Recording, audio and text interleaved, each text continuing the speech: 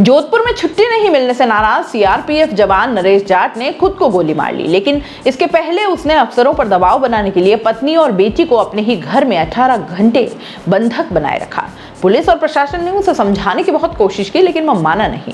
आखिर में उसने 4 अफसरों के सामने खुद को गोली मार ली और उसे गंभीर हालत में अस्पताल ले जाया गया, जहां उसे मृत घोषित कर दिया गया। मामला जोधपुर के पालड़ी खिचियान स्थित सीआरपीएफ के रिक्रूट ट्रेनिंग सेंटर का है। बताया जा रहा है कि नरेश जाट का छुट्टी को लेकर डीआईजी भूपेंद्र सिंह से विवाद हो गया था। नरेश को समझाने के लिए देर रात उसके परिजनों को पाली से भी बुलवाया गया।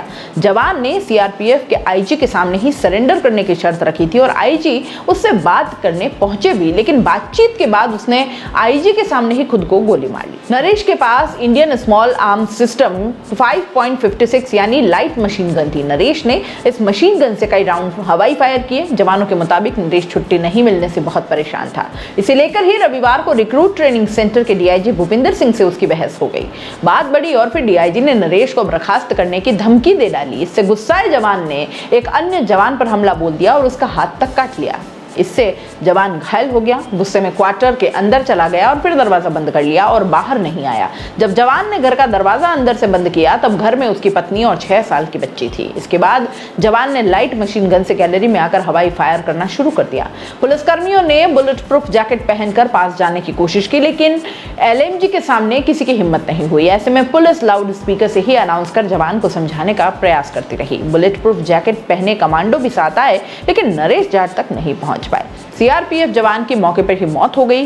कमिश्नर रवि गौड़ ने बताया कि कल शाम से समझाइश का दौर चल रहा है। पाली से माँ बाप को बुलाया गया था, जयपुर से भी अधिकारी रवाना हो गए। फोन पर उससे समझाया जा रहा था। सुबह पिता को अपने पास आने को भी कहा, लेकिन इसके बाद मना कर दिया। समझाइश चल ही रही थी कि उसने ठोड़ी पर मशीन गन रखकर खुद को गोली मार दी। कमिश्नर ने बताया कि पत्नी और बच्चे दोनों सुरक्षित हैं। दोस्तों, सीबीसी न्यूज आपके सहयोग से लगातार बढ़ता जा रहा है। स्वतंत्र पत्रकारिता का सहयोग करने के लिए आपका धन्यवाद। सबसे पहले तो जिन लोगों ने हमारे चैनल को सब्सक्राइब नहीं किया है, तो पहले सब्सक्राइब करें, जिसका कोई शुल्क नहीं लगता और बड़ा आसान है। बस नीचे दिख रहे लाल सब्सक्राइब के बटन को दबाना है और पास में दिख रहे बेल आइकन को भी दबाना है, ताकि आपको अपने सीबीसी न्यूज के हर अपडेट्स मिल सके। हमारे इंस्टाग्राम पेज और फेसबुक पेज को भी लाइक करें, फॉलो करें। वहां पर भी आपको मिलती है तरह तरह की अपडेट्स। हम पूरे राजस्थान से आपके लिए लाते हैं वो खास खबरें जो आपके लिए जरूरी है, और वो भी पूरी बेबाकी के साथ। पत्रकारिता के इस मुश्किल दौर में आपकी आवाज जिम्मेदारों तक पहुंचाना ही हमारा लक्ष्य है, और ये आपके सहयोग के बिना संभव नहीं है।